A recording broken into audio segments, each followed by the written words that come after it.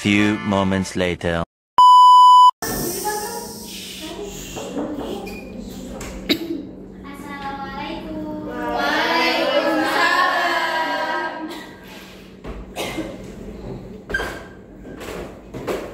Bagaimana kabarnya hari ini? Baik. Alhamdulillah luar biasa. Allahu Akbar. Alhamdulillah, semoga kalian yang di sini semuanya sehat dan belajarnya semangat ya. Amin. Hari ini siapa yang gak masuk?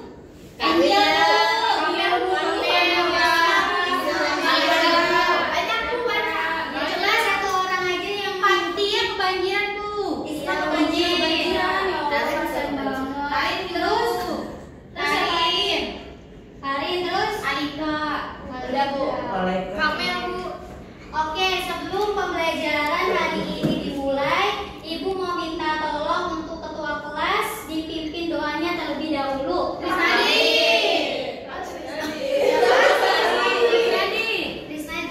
coba Krisnadi disiapkan dulu. Sebelum memulai pembelajaran, baiknya kita berdoa menurut keyakinan masing-masing. Berdoa dimulai.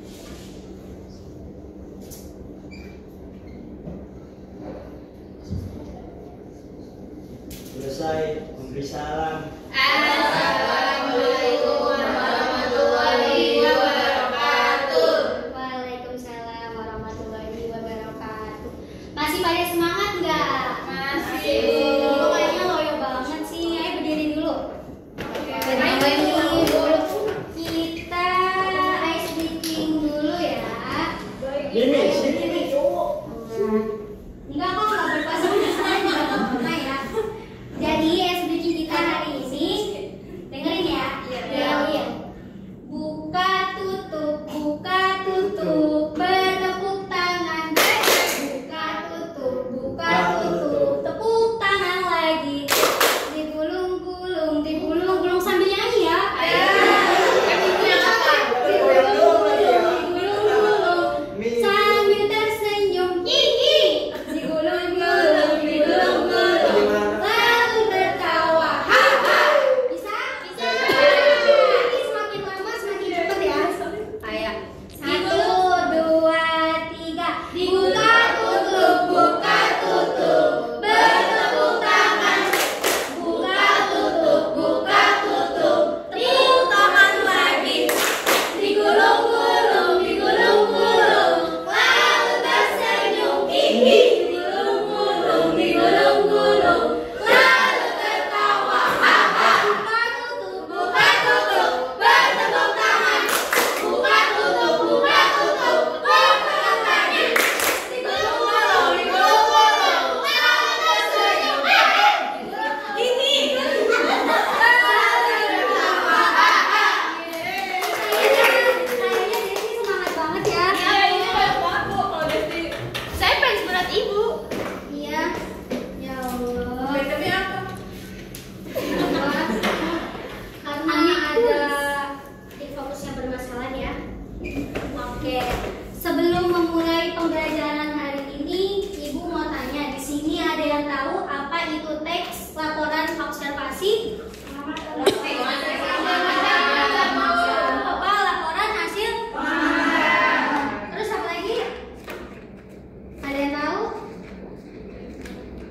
Ini apa itu teks laporan observasi? Hasil dari jalan-jalan. Oke, jadi teks laporan hasil observasi itu adalah teks yang berisi menyampaikan informasi terhadap objek yang diamati, ya. Nah, Ibu mau tanya, kalau semisal kalian membuat teks laporan tidak ada strukturnya, laporan itu akan bagaimana? Terus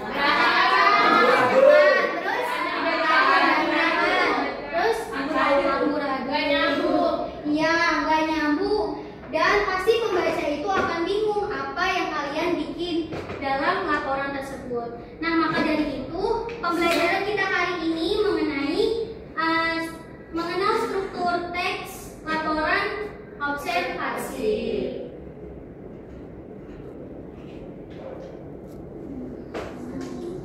Jadi, teks laporan observasi itu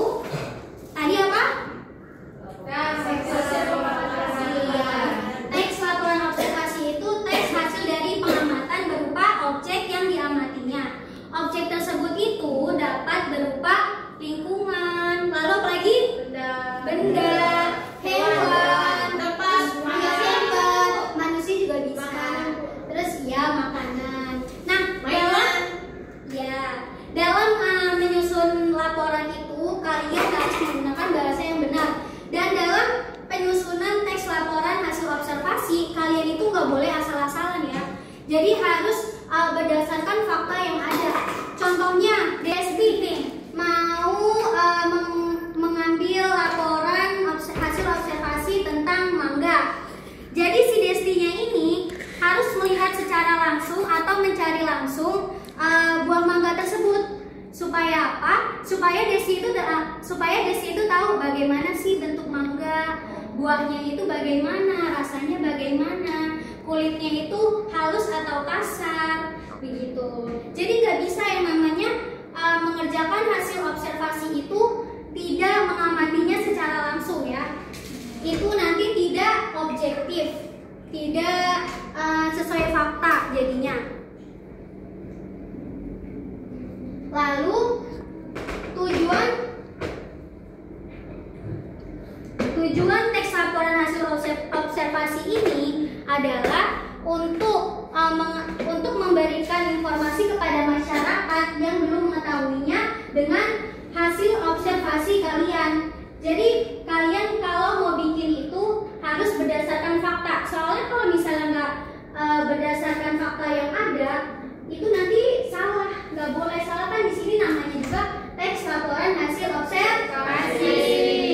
Harus turun langsung ke lingkungannya. Waalaikumsalam. Seperti itu. Kalau misalnya Valen mau bikin laporan hasil observasi, tapi dia nggak terjun langsung ke objek yang diamati, itu nggak boleh. Nanti tiba-tiba si Valen ini membuat hasil laporan ini seperti buah mangga itu adalah buah yang berbentuk kotak dan warnanya itu biru dokat. Salah kan? Nggak sesuai fakta kan? Iya Bu. Jadi nggak boleh ya. Jadi kalian kalau misalnya mau membuat laporan hasil observasi harus secara langsung dan turun langsung mengamati objek yang akan kalian kaji. Lalu di sini kita akan membahas tentang struktur teks laporan observasi. Untuk apa sih kita belajar struktur teks laporan observasi? Ada yang tahu? Dia tahu bagi-bagiannya. Iya. Terus Ancia tahu nggak? Untuk apa? Mengetahui manfaat. Biar rapi. Iya, biar rapi. Tujuan kita belajar mengenai materi struktur teks laporan observasi ini agar kalian ketika membuat laporan observasi itu tersusun rapi dan dapat dipahami oleh pembaca. Ya, jadi struktur teks laporan observasi itu ada 3. Yang pertama itu ada pernyataan umum, yang kedua itu ada deskripsi bagian, yang ketiga itu ada deskripsi manfaat. Nah, yang pertama itu pernyataan umum. Bagian ini itu dari mana? Langsung duduk ya.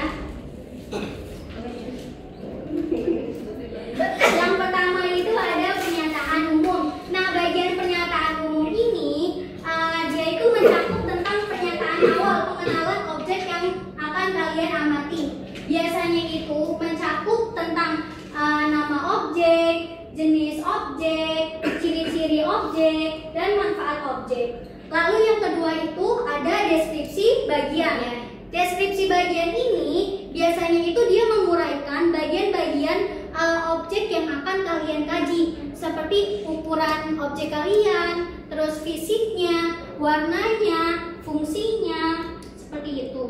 Lalu yang terakhir itu ada deskripsi manfaat atau kesimpulan. Bagian ini itu mencakup semua yang kalian dapati dari yang kalian amati tersebut. Jadi bisa disimpulkan atau bisa mengambil dari manfaat objek tersebut. Tadi apa aja strukturnya, ada yang ingat? Kayak apa? Pernyataan umum, deskripsi bagian sama deskripsi manfaat. Iya, coba bareng-bareng. Yang pertama tadi apa aja? Ada apa? Deskripsi umum, pernyataan umum, deskripsi bagian, deskripsi manfaat. Tansya, deskripsi bagian itu berupa apa sih isinya? Informasi Bu. Apa ada yang tahu? Saya Bu. Bagian-bagian Bu, Bagian-bagian isi spesifiknya. Oh iya. Terus kalau pernyataan umum itu apa sih Desti? Ya, mau kita amati apa bedanya? Biasanya itu mencakup tentang apa tuh pernyataan umum? Informasi ciri umum. Ciri umumnya. Lalu ada deskripsi manfaat. Fahmi, deskripsi manfaat itu biasanya mencakup tentang apa dan menjelaskan tentang apa? Deskripsi manfaat itu letaknya di terakhir ya. Iya. Ya itu menjelaskan manfaat dari si penulis relawannya itu Bu. Manfaat dari yang kita kajinya. Ini sama sih. Beda. Kalau dikaji emang nggak ditulis. Ya udahlah pasti nggak apa. Oke. Udah pada ngerti ya berarti? Paham? Di sini ada yang pernah membuat teks laporan observasi? Belum pernah Bu. Belum pernah? Belum. Oke, kalau belum pernah kita latihan dulu ya. Per kelompok ya, ini sebaris-baris saja ya ngajarnya, tapi harus ngerjain semuanya ya. Kita yang berdua doang. Kita campur aja. Campur aja. Cuma sari. Pami sebelah sini, Raisa sebelah sini ya. Ya. Oh iya. Raisa sebelah sini. Tansia. Kerjain ya.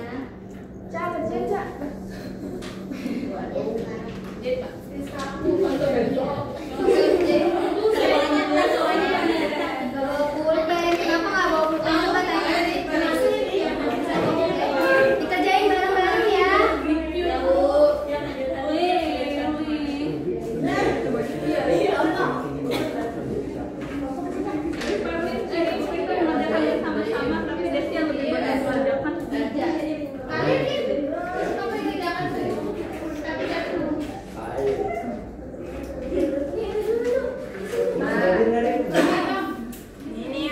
Assalamualaikum.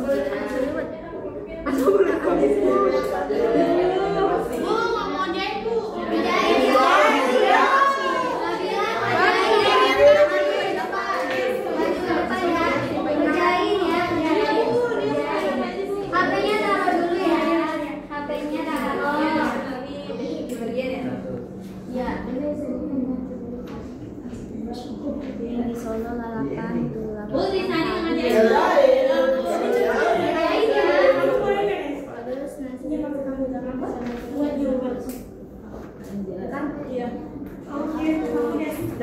Udah. iya. Tuh maju sih dapat duit. Duit kaget kan. Oh, sakit. Udah nih Bu. Beneran loh. Tuh, gituin HDMI, Mami sorry. Ini gini dulu. Itu ibunya minta tolong gituin HDMI. Tolongin dulu. Udah. Udah apa? Udah.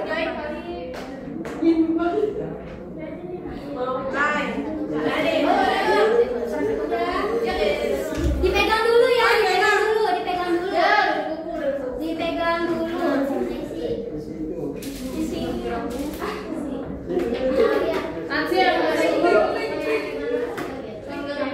Bu, udah Bu. Udah dipegang dulu ya. Kita bahas bersama-sama. Udah Bu. Iya nanti. Kita duduk Bu. Mana? Udah.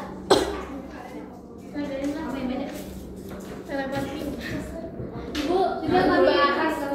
Ibu kumpulin. Enggak dikumpulin, kita bahas bersama-sama. Jual,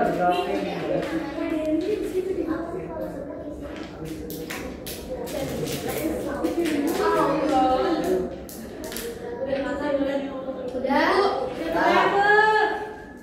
Udah selesai. Pegang ya.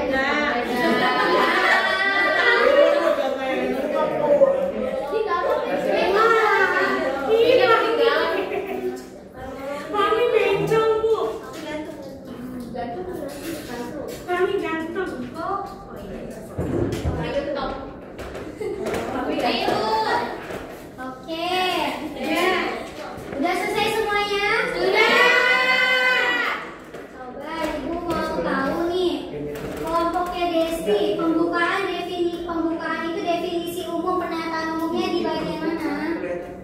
Bu, masih dilempar? Pernyataan umum ya Bu? Iya. Awal dong di Ya. Ini aja Bu. Ya. galak baca. semua. Nih apa? Pernyataan umumnya nasi liwet adalah salah satu kuliner tradisional khas Indonesia, khususnya dari daerah Solo dan Sunda. Nasi ini dikenal karena rasanya yang gurih dan aroma khas yang menggugah selera. Proses memasak nasi liwet berbeda dari nasi biasa karena menggunakan santan dan berbagai rempah-rempah yang memberikan cita rasa yang kaya dan lezat. Itu. Kenapa ini bisa disebut pernyataan umum, Desti? Karena Mencakup apa? Mencakup apanya juga harus ditulis ya. karena mencakup nasi liwet. Mencakup nama, Nama objeknya Bu. objek. Terus ada apa lagi? Ada proses memasaknya Bu. Proses Masak memasak. nasi liwet. Terus ini Bu, nasi liwet itu termasuk salah satu kuliner tradisional. Ya. Ayo kasih tepuk tangan dulu buat kelompoknya Desti. Nah, juga deskripsi nomor 2. Deskripsi bagian coba dibaca kelompok makwah. Deskripsi bagiannya itu yang paragraf mana? Nasi liwet biasanya disajikan dengan berbagai lauk pauk antara lain ayam goreng, ikan asin, tahu, tempe, dan lalapan. Kenapa itu bisa kalian sebut deskripsi bagian? Karena dijelasin di nasi liwet itu ada lauk apa aja Bu, ya itu. Ya, kasih tepuk tangan. Lalu yang terakhir, coba ibu mau tahu kelompoknya Valen. Lalu bagian terakhir itu. Iya, pamit. Bagian paragraf 5 Bu. Pamit. Ya coba nggak apa-apa karena di sini cowoknya Fami, boleh ke Fami aja coba. Ayo. Apa? Oh, maminya.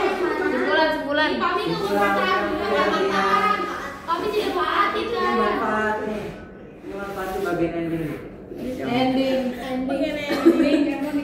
Saat ending apa happy ending? Enggak dong, enggak ada. Iya, Yang mana ini paragraf 5? Ya, setelah nilai budaya nasi liwet memiliki nilai ekonomi bagi masyarakat. Banyak warung makan dan restoran menjadikan nasi liwet sebagai menu andalan mereka. Menarik bagi pengunjung di wisata yang ini. Masakan tradisional ini. Penutup itu deskripsi manfaat atau kesimpulan. Nasi liwet itu memiliki manfaat mulai dari budayanya untuk menjaga kelestarian budaya, kemudian ada nilai ekonominya bagi masyarakat ya. Nasi liwet bisa untuk diperdagangkan Bu gitu, jadi menambah pemasukan bagi masyarakatnya gitu Bu. Coba kasih tepuk tangan dulu buat Anda. Dan kelompok terakhir, coba ibu mau tahu bagian deskripsinya yang mana? Bagian deskripsinya yang mana? Bagian deskripsi. Ayo.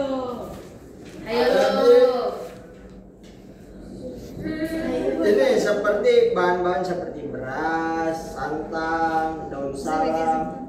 Itu tuh menjelaskan tentang apa aja yang diperlukan. Barang-barang yang diperlukan. Ya,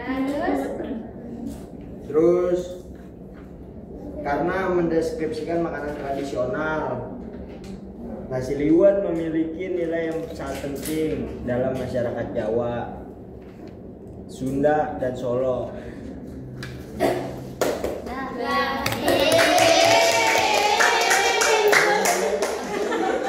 Pinter-pinter ya, ternyata ya anak kelas ini.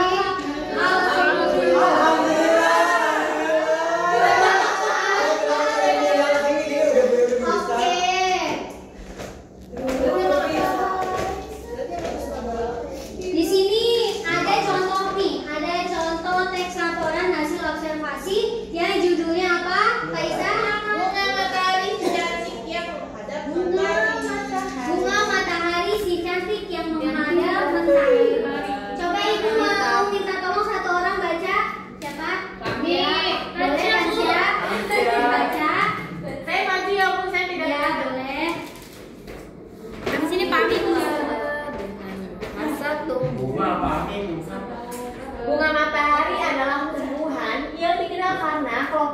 besarnya yang selalu menghadap ke arah matahari. Tumbuhan ini mudah ditemukan di kebun ataupun ladang terbuka yang terkena sinar matahari langsung. Nah, ini masuk ke bagian pernyataan umum, kemudian deskripsi bagian. Ya, terima kasih. Oke, yang kedua Ibu minta tolong Desti bacain. Maju ke sini. Maju, karena tadi Tasya sudah maju. Selanjutnya, batang bunga matahari tumbuh tegak dan tinggi, daunnya lebar dan kasar. Bagian tengah bunganya berisi biji-biji kecil yang nantinya bisa dijadikan kuaci. Selain indah, bunga ini juga bermanfaat sebagai sumber minyak dan makanan ringan. Ini termasuk ke deskripsi bagian Bu. Iya, terima kasih Desti. Nah, yang terakhir itu bunga matahari bukan hanya cantik, tetapi juga berguna bagi manusia dan lingkungan sekitarnya. Dan ini termasuk deskripsi manfaat. Paragraf yang pertama itu dinyatakan struktur pernyataan umum karena di sini dia menjelaskan nama objek yang diamatinya, lalu ada jenis dan ciri-cirinya. Nah, sedangkan paragraf kedua itu mengapa dia termasuk struktur deskripsi bagian, karena di situ ia menjelaskan ukuran objek yang dikaji, lalu fungsinya. Lalu yang terakhir deskripsi manfaat, karena dia itu menjelaskan tentang manfaat si bunga mataharinya, yaitu yang berguna bagi manusia dan lingkungan sekitarnya. Oke, di sini Ibu ada kuis, kita kerjain.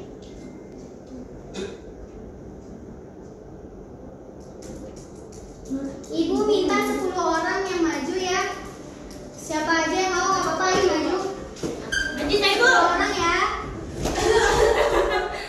Bu dapat apa Bu? Apa aja Bu? Dapat sesuatu. Baru berapa orang? Bu, anak cowoknya Aduh, Bu. lima.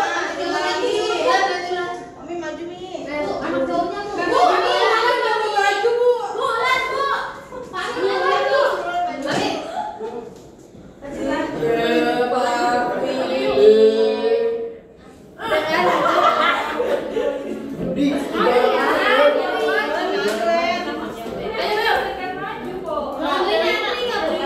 Antri dong.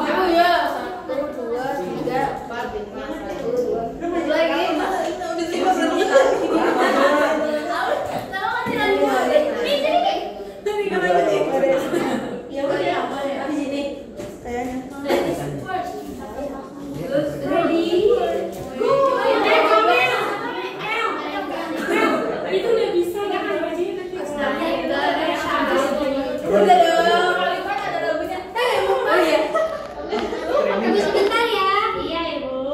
Ya Bu. Kita kenapa nggak main saya? Dia punya siapa ini? Saya orang miskin. Adik dong. Wah, Baris Bu. Duduk baik. Anak-anak, karena ini ada kendala ya, jadi nggak bisa. Ya. Kapan-kapan aja ya. Ya. Minggu depan bisa nggak? Ya, minggu depan. Iya, Bu. Minggu depan Ibu. Shellnya Bu. Iya, minggu depan kamu bawa gawainya ya. Kita bermain puisi, oke? Oke, jadi siapa yang mau menyimpulkan pembelajaran hari ini? Mau Ibu tunjuk apa mengajukan diri? Saya aja Bu. Iya. Kerja. Suaranya mau bapak-bapak. Tes laporan hasil observasi adalah teks yang berasal dari hasil pengamatan terhadap benda, orang, lingkungan, tempat, dan lain-lainnya. Kemudian struktur teks hasil observasi ada pernyataan umum, kemudian ada deskripsi bagian, dan yang terakhir ada deskripsi manfaat atau kesimpulan. Ya. Terima kasih. Jadi, kesimpulan pelajaran hari ini adalah teks laporan observasi adalah teks yang berisi menyampaikan menyampaikan informasi terhadap objek yang diamati. Dan ketika kita ingin membuat teks laporan observasi itu harus menggunakan strukturnya dengan rapi pahmi. Dan struktur teks laporan observasi itu ada 3, yaitu ada pernyataan umum, deskripsi bagian, dan deskripsi kesimpulan dan manfaat. Bagaimana pembelajaran hari ini dapat dimengerti? Mengerti? Oke. Karena hari ini pembelajarannya sudah selesai, semoga apa yang Ibu ajarkan hari ini dapat kalian cerna dan dapat kalian ingat ya. Jangan lupa besok bawa gawainya ya. Oke, Ibu izin dulu ya. Jangan lupa besok bawa gawai ya. Assalamualaikum warahmatullahi wabarakatuh.